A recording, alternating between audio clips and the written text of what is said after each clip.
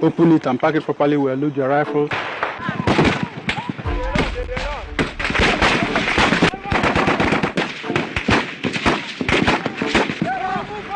By the end of the Nigeria-Biafra War, about 2 million people had lost their lives. The war lasted for almost 2 years and 7 months. Even little children could not survive the war.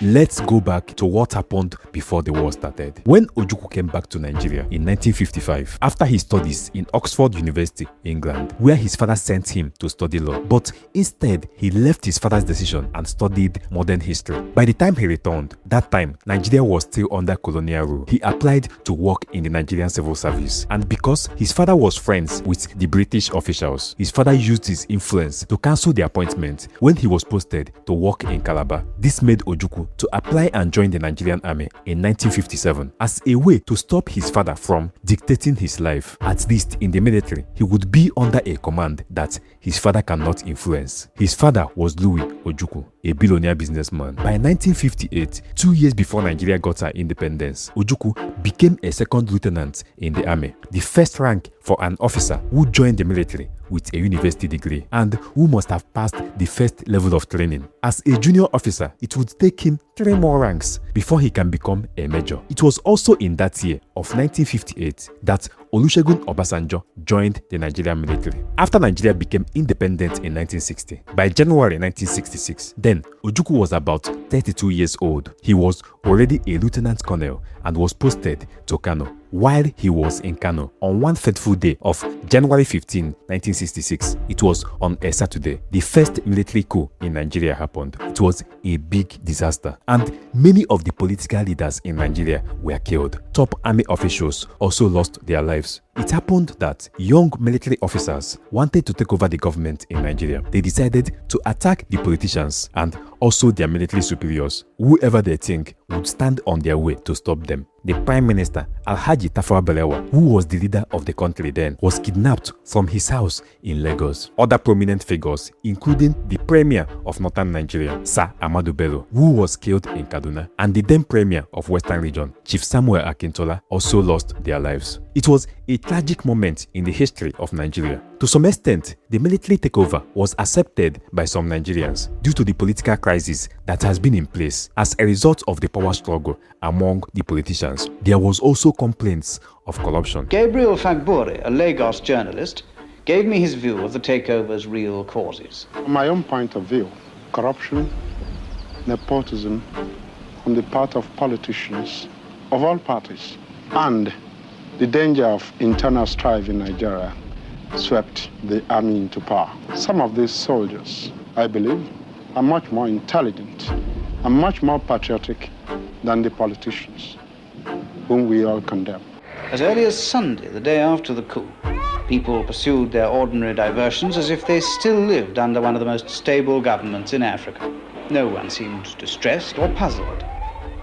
Perhaps they were right not to be. But despite the corruption and the political crisis, nobody would support the killings. That was the greatest mistake of the coup. Why the coup gathered some sort of support was because, for example, in the Western region, especially in Ibadan, there was a big crisis known as the Action Group crisis, which started in 1962, just 2 years after independence. It was a struggle for who would control the Western region. It happened that before Nigeria got her independence, in 1959, Chief Obafemi Awolowo, who was the premier of the Western region then, decided to contest to be the Prime Minister of Nigeria. As a result of that, he had to resign from his position as Premier of Western Region in order to contest for the bigger one, to be the Prime Minister of the whole Nigeria. To do that, he needs to win the federal constituency of his division, then become a federal lawmaker, and within the chambers, he would contest to be the Prime Minister. So, to start off the journey, he handed over power to his deputy, Chief Samuel Akintola, to become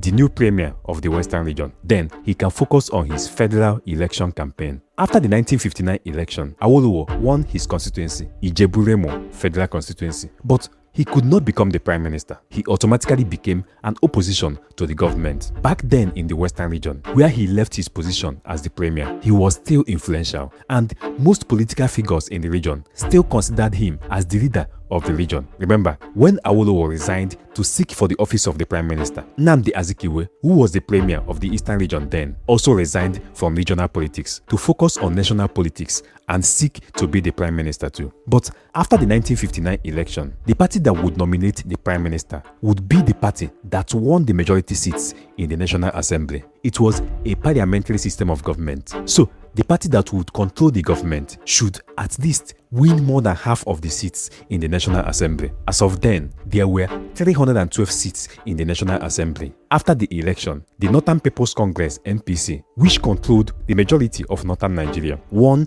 a total of 148 seats. The National Council of Nigeria and the Cameroons (NCNC), which controlled the majority of eastern Nigeria, won a total of 89 seats, while the Action Group (AG), Awolowo's party, which controlled western Nigeria, won 75 seats. Even though that the Northern People's Congress had won more seats than others, it could not form the government because the party needed to win majority of the seats. By majority, it means that out of the 312 seats in the National Assembly, the party must win at least 157 seats, which is more than half. It's only then that the party can be able to nominate who will be the Prime Minister. And if all the party members in the National Assembly vote for the person will automatically win because they will give him more than half the votes. With the 148 seats that the Northern People's Congress had won, the only way to make their number up to more than half is to form a coalition with one of the other parties, and then they can merge and become the majority. That was when the Northern People's Congress (NPC)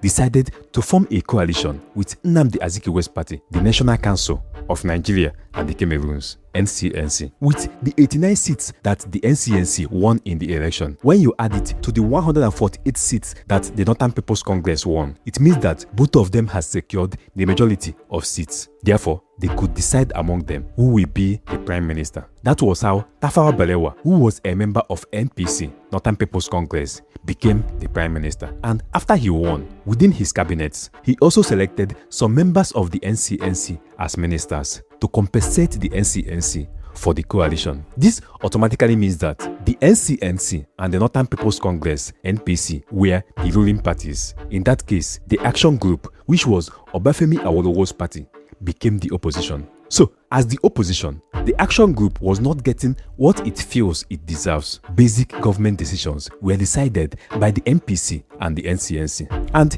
if the Action Group comes up with a suggestion in the National Assembly, the other two parties which formed a coalition will vote against their motion. Chief Samuel Akintola, who was the Premier of the Western region then, felt that something needs to be done about it. Remember, even though Akintola was the Premier of the region, he was still expected to respect Awolowo as the leader of the party, the man who handed over power to him.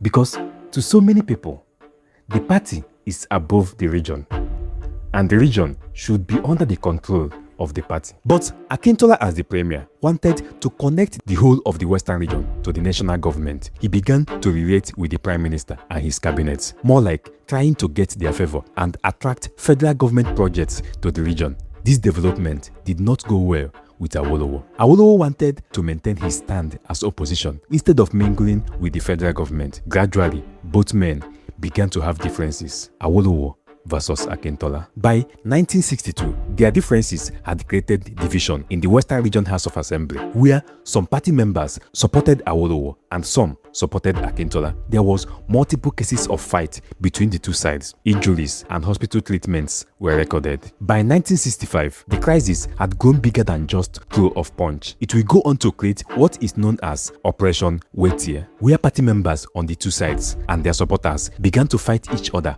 on the streets by pouring petrol on themselves and lighting it up. The word Wetie simply refers to wet him, which means pour him the petrol. So, this was part of the crisis that made some Nigerians to accept the military takeover.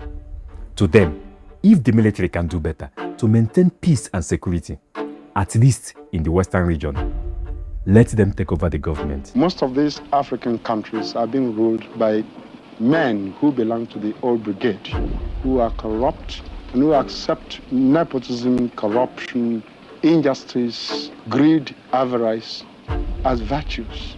And some of us, I'm not a member of the army, mind you, but some progressive elements believe that this is not the age for corruption.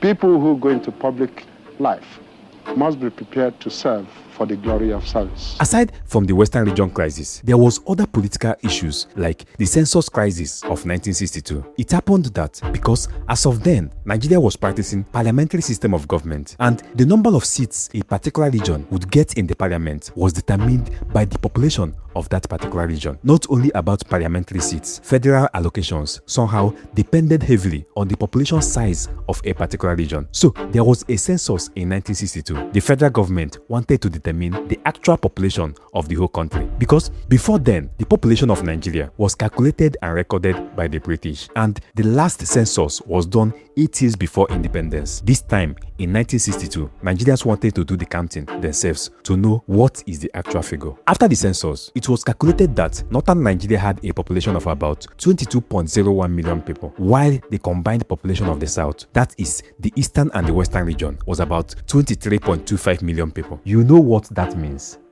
It means that the south would have more seats in the parliament, and if they can come together with one voice, they would be the ones to choose the next prime minister. But the northern leaders rejected the census result. The federal government then decided to reconduct the census in 1963. After the second counting, it was announced that the population of northern Nigeria had increased with an additional number of about 8 million people. The southern leaders took the case to court. It got to the extent that the leaders of NCNC, Nnamdi Azikiwe's party, and the leaders of NPC, Northern People's Congress, started having issues among them. Remember, the two parties came together in 1959 to form a coalition, more like becoming political friends. But this new census result is starting to crack the wall of that friendship. So the situation created mistrust between the north and the south. And by then, remember, the issues in the western region were still going on. By September of 1963, the western region crisis had gotten to a new stage, which led to the imprisonment of Obafemi Awolowo. He was sent to prison on the charge that he was planning to overthrow the federal government. Many reports believed that because the fight was between Awolowo